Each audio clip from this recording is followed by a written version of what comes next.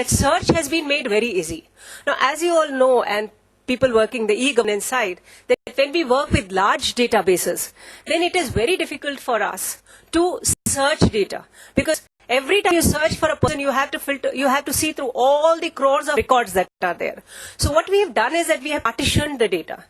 We have mapped all the facilities from state level to district level to block level to PHC level to sub-center level to village level and to Anganwadi level.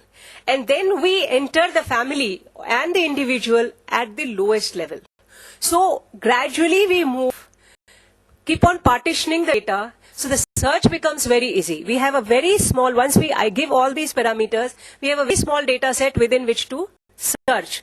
And the search is very fast on this, and search has been put on several parameters, some of which are very common, like PL card number, ration card number, name, mobile number, then unique ID, family ID, all these parameters have been given, and this we've kept dynamic. We can always add more in future. Potential benefits, as you all know, we are getting a large family ID based health data, which we can use for policy planning, for designing specific interventions for specific areas, specific groups, increasing the quality of service delivery, because when we know where the specific problem is, we can set, and we also know that the services are being provided.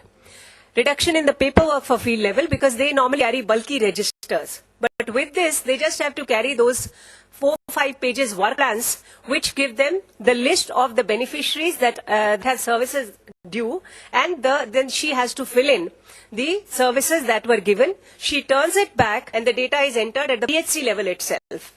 We are also trying gradually, maybe say time period of 2 or 3 years, we may be in a position to enter the data at the village level itself.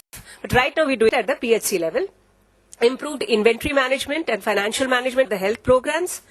Capturing data in case of migration, which is a very big challenge, because when the person moves from one place to other, then we are not able to track it in the current manual health system. So through this, we are able to capture these population when they migrate. Better data analysis for policy planning and better denominators. We also are making service provider database for all levels of health functionaries, right from top level to bottom level in the government. We are also giving access to the private providers. We are planning to hold a discussion with the private gynecologists and pediatricians very shortly, and we will be providing access to them. They will be given login IDs and passwords, and of course their database also we are trying to have with them, and they can also use the services for recording the services given by them. Value added, we generate HB charts and weight charts for pregnant women to monitor her anemia, to monitor how her pregnancy is progressing. eMamta is slightly different from various other mother and child tracking programs, because several efforts have been made to track mother and children.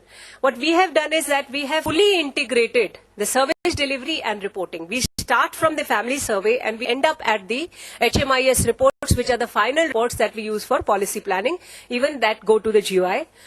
There is no duplication of mothers, because we work on the basis of a denominator. We pull out the record from the denominator from the health survey, and then we register the mother. So there is a very less possibility that be a duplication. There is a complete life cycle approach.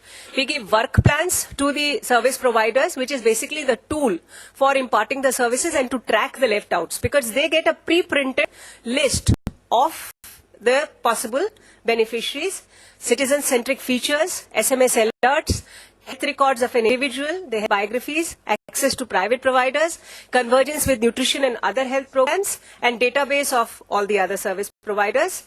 Potential outcomes, this will be basically, we are aiming to have a lower IM, MMR and TFR. Through this, provide comprehensive service delivery, universal coverage of immunization, and very importantly, reduction in anemia and malnutrition. This program was demonstrated to health secretaries of all the states and GUI in a national level workshop, and now it has been accepted and adopted by Ministry of Health and Family Welfare GUI for a national rollout.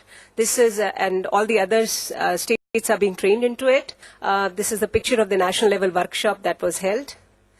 The future plans, now it is a very, very high dynamic and highly expandable program. we conceptualized this program in January 2010. And in 5 months, we have come a long way. And there is a long way to go. We basically intend to have further use mobile-based technology for data entry at source. Bring in all the national programs also, all the disease control programs in this, have a complete health record of the individual in which we cover not only the maternal child services but all the health related services that are given to the individual, providing access to private providers, integration with, we have 2 programs in Gujarat, eSeva and eGram. eSeva is basically the citizen center program, and eGram is at the village level. There is a computer facility, online facility, through which you can get various citizen services, and then also use it for ICDS, primary education and school health program. Thank you.